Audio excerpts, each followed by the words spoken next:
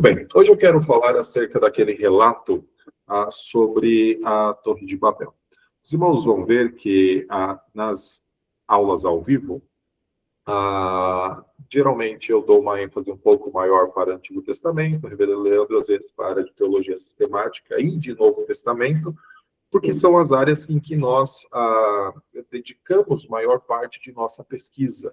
Então, minha formação, meu mestrado foi em Antigo Testamento, especialmente no livro dos Salmos, mas minha pesquisa, ela engloba especialmente o livro dos Salmos. Tive a alegria de lançar um livro no ano passado chamado Salmos em Contexto, em que eu participei como organizador e autor de alguns dos capítulos, e também sobre o livro de Gênesis. Então, são os dois livros em que concentro um pouco mais dos esforços em meus estudos. E eu queria trazer algumas coisas que eu acredito que são bastante relevantes.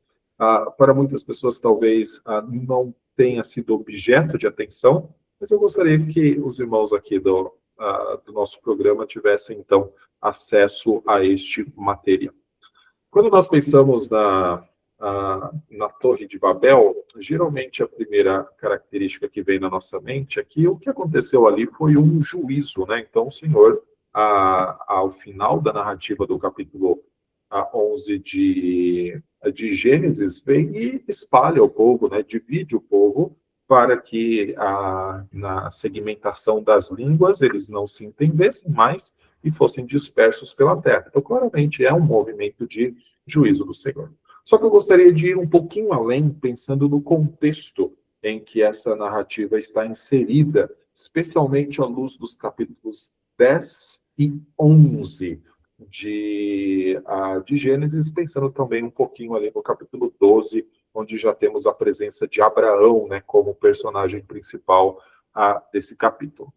Quando olhamos para esses capítulos ali, 10 e 11, após a narrativa do dilúvio, nós somos apresentados principalmente a genealogia de um dos filhos de Noé, chamado Sem, que é aquele que recebe, então, a bênção da parte de Noé, né?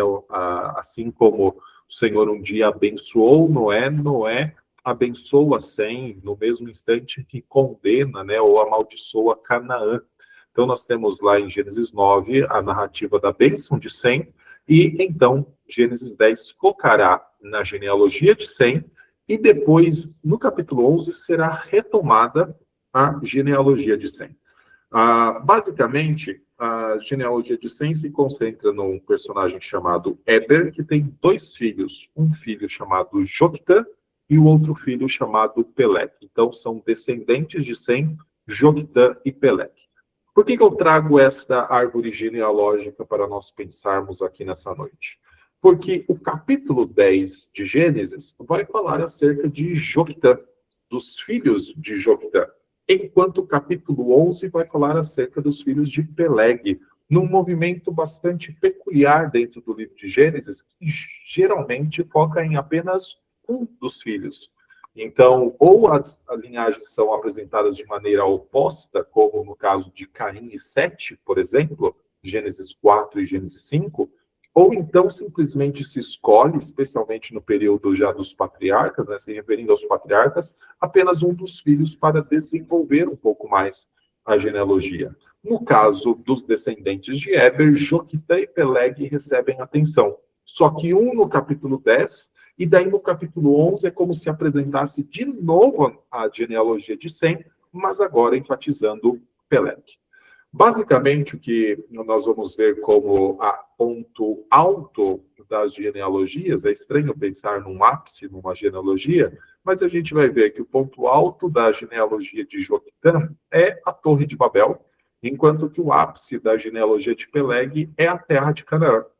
E aqui a gente consegue pensar num certo contraste entre essas duas genealogias. Não que elas sejam necessariamente opostas, mas pelo menos em que culminam com a apresentação de um relato acerca de duas terras diferentes, Babel, Babilônia, e Canaã, que viria a ser a terra de Israel.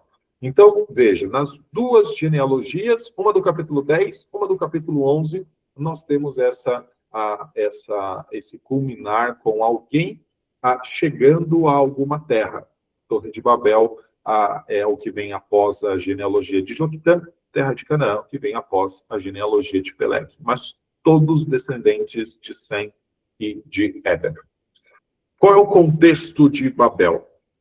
A narrativa sobre a Torre de Babel, que está lá no capítulo 11, versículo 1 a 9, nós vamos dar uma olhada em alguns trechos dela, está inserida entre duas genealogias relacionadas a Sem, a de Joquitã e a de Peleg, como eu mencionei. Então veja as referências aqui, nós temos de 10, 21 a 31, a genealogia que Joquitã, então, é o filho de Éber destacado, enquanto no versículo imediatamente seguinte, a genealogia, ao relato da Torre de Babel, nós temos a Peleg, né, a genealogia de Peleg sendo destacada.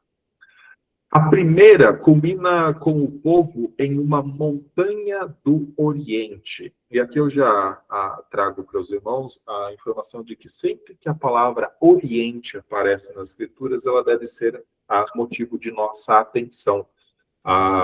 Se olharmos para o capítulo 3 de Gênesis, diz que homem e mulher foram expulsos para o oriente do Jardim do Éden. Caim, quando foge da presença de Deus, foge para o oriente. O povo de Judá exilado para o oriente. Sempre, então, esse movimento para o oriente parece ser um movimento de afastamento da presença de Deus. Então, veja, a descendência de Joquitã, os filhos de Joquitã, acabam morando numa região indo para Sefar, montanha do Oriente. Então, eles estão no caminho do Oriente ao final do versículo, do capítulo 10, versículo 30. A segunda, então, que é a genealogia de Peleg, vai terminar com o patriarca Abraão na terra de Canaã. Então, vai ser apresentado Peleg, depois todos os seus descendentes, até que surge Abraão. Então, capítulo 12, Abraão chega à terra de Canaã sob ordem do Senhor. Então, esse é o contexto que a gente tem ao redor ali do relato da Torre de Babel. O que mais de informação do contexto deve ser motivo de nossa atenção?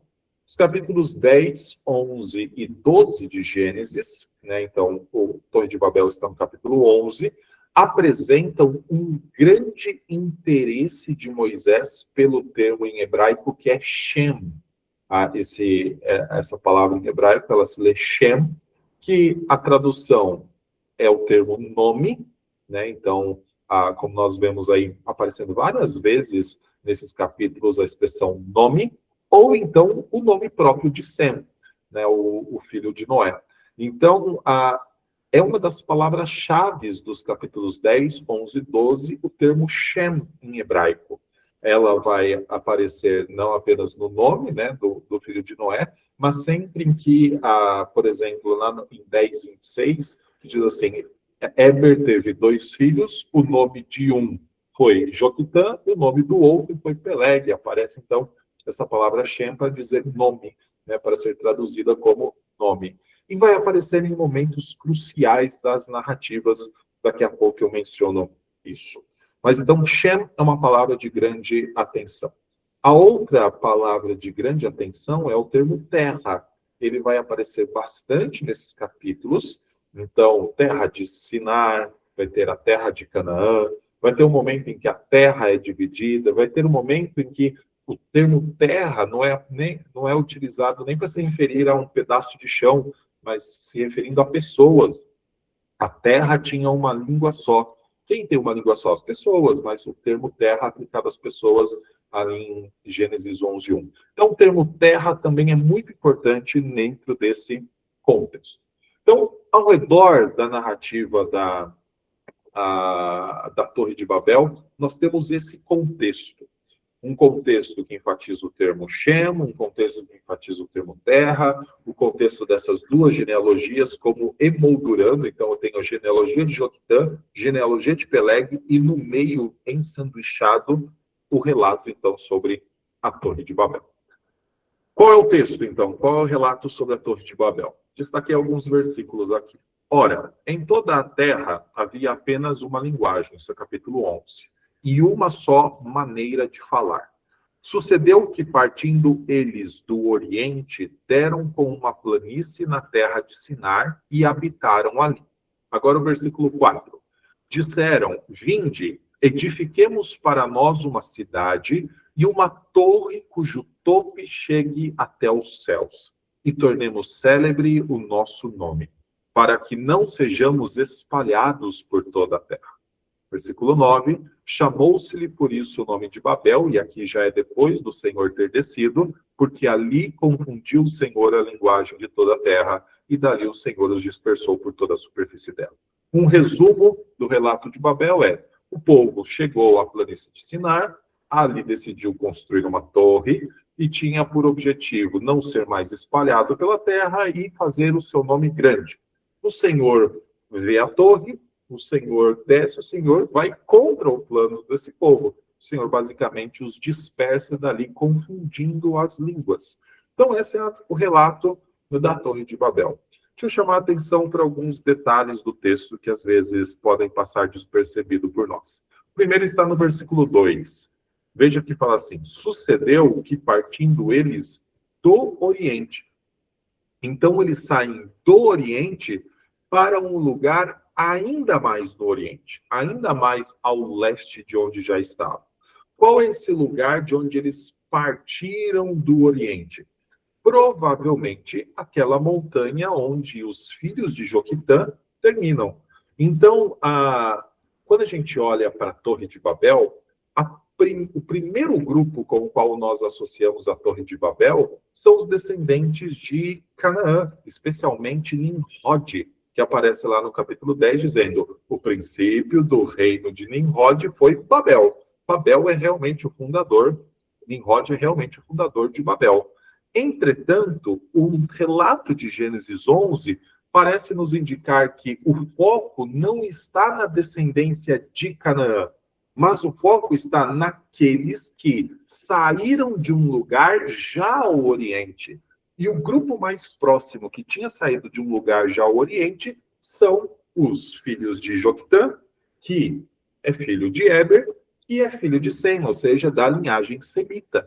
Então, a linhagem semita está envolvida com a construção de Babel, sob a liderança provavelmente de Nimrod, mas está ali participando deste intento de erguer uma torre e de fazer o seu nome célebre.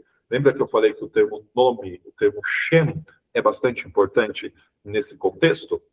Então, os descendentes de Joquitã estão empenhados em fazer o seu nome grande junto com os descendentes de Canaã. O Senhor vê o projeto, o Senhor vê o plano, e o Senhor vai contra esse plano, confundindo as línguas.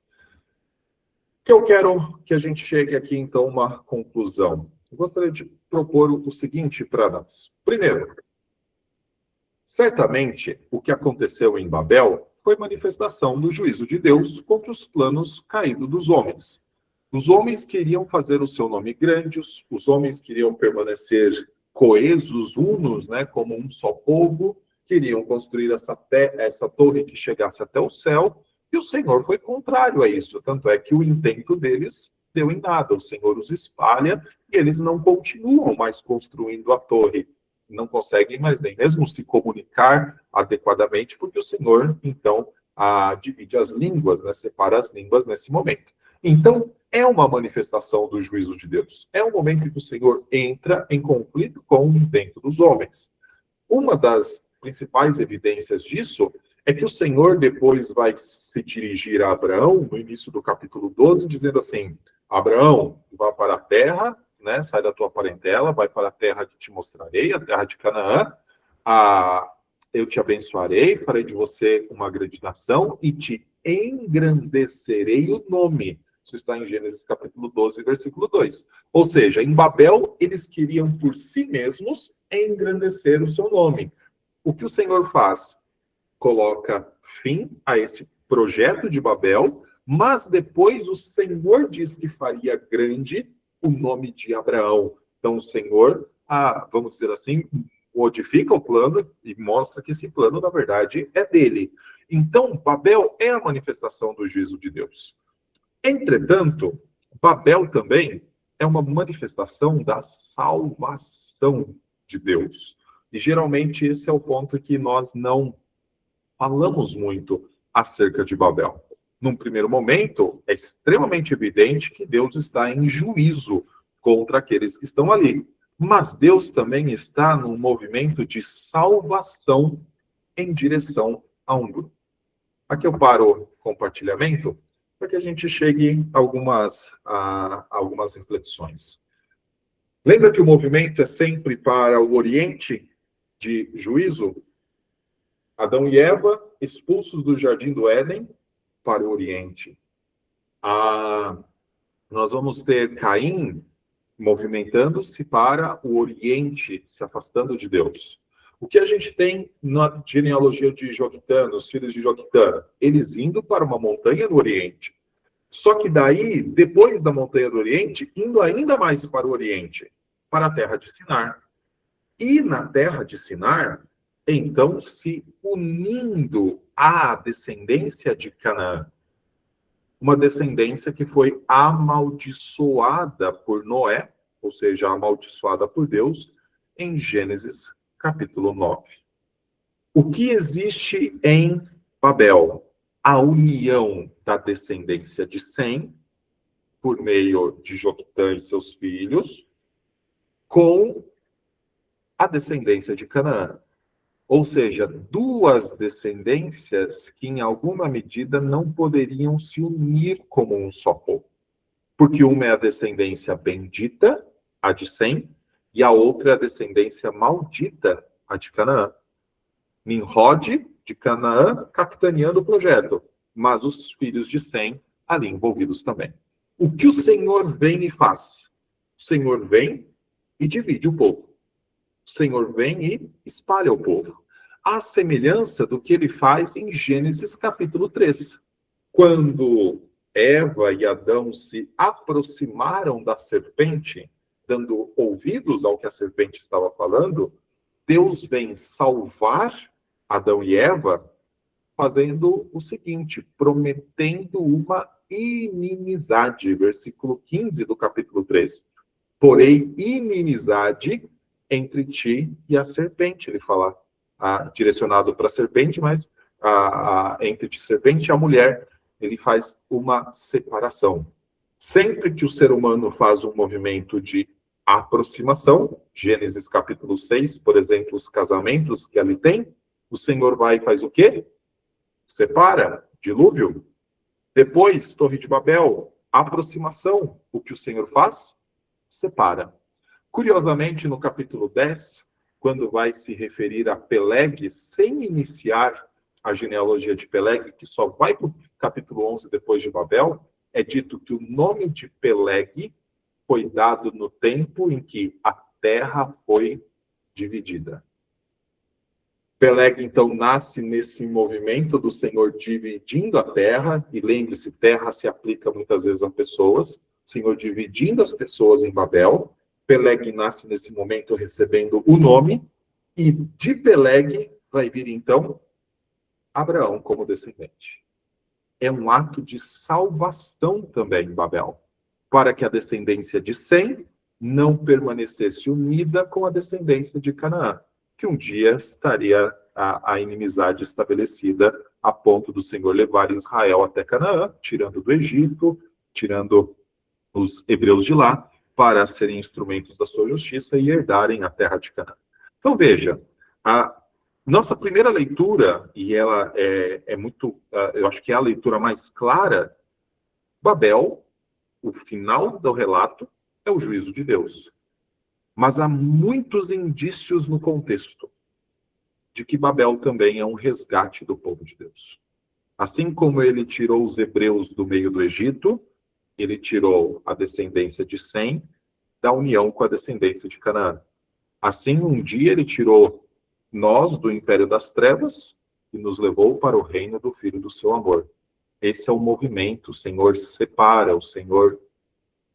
para si o seu povo. Para nós, que vivemos na era neotestamentária, nós vivemos num mundo fisicamente não separados do mundo, mas moralmente separados dele. Tanto é que Tiago vai dizer que se nós temos amizade com o mundo, nós temos inimizade com Deus. Então, moralmente estamos separados do mundo, devemos viver separados do mundo. Fisicamente não. Agora, no Antigo Testamento, a separação, para ela ser moral, ela também era física. Então, quando o povo foi para a terra de Canaã, os hebreus, saindo do Egito sob a liderança de Moisés, Deus ordenou que os cananeus fossem expulsos. Não era para fisicamente se aproximar dos cananeus. O povo desobedece, entra idolatria na história de Israel. O que acontece em Babel? A proximidade física entre semitas e cananitas. O que o Senhor faz? Separa.